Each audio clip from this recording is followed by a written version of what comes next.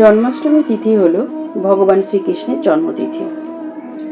আজকের এই ভিডিও এবছরে আমাদের বাড়িতে পালিত ভগবান শ্রীকৃষ্ণ এবং লোকনাথ ব্রহ্মচারী বাবার জন্মতিথিতে ভগবানের উদ্দেশ্যে সাধ্যমতো শ্রদ্ধার্ঘ নিবেদন।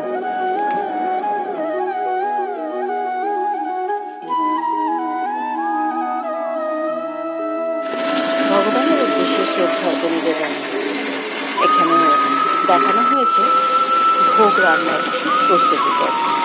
এখানে ভোগ রান্না হচ্ছে। চলুন তবে ভোগ রান্না দেখতে দেখতে আমরা ভগবান শ্রীকৃষ্ণ সম্পর্কে কিছু তথ্য জেনে নিই।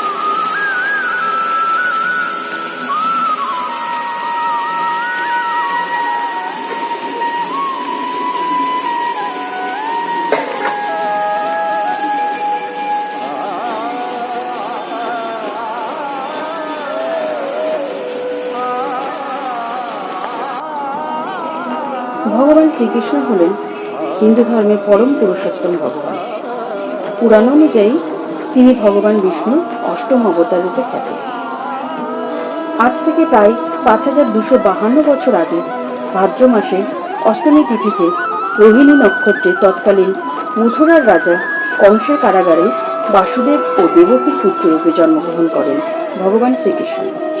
প্রতি বছর ভাদ্র মাসের কৃষ্ণপক্ষের এই অষ্টমী অর্থাৎ জন্মাষ্টমী তিথিতে তার জন্মোৎসব পালন করা হয়।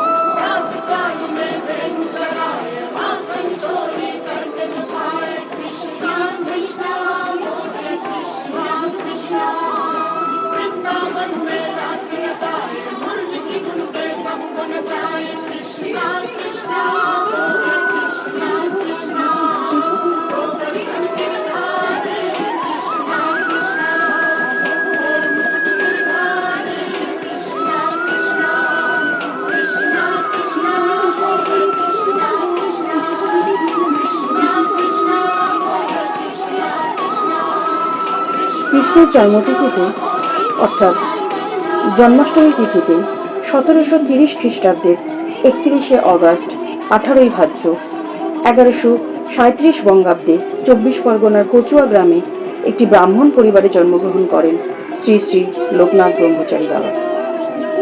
আর তাই এই জন্মাষ্টমী তিথিতে ভগবান শ্রীকৃষ্ণের অর্থাৎ বালগোপালের জন্মতিথি পালনের সঙ্গে সঙ্গে লোকনাথ বাবারও জন্মতিথি পালন করা হয়ে থাকে।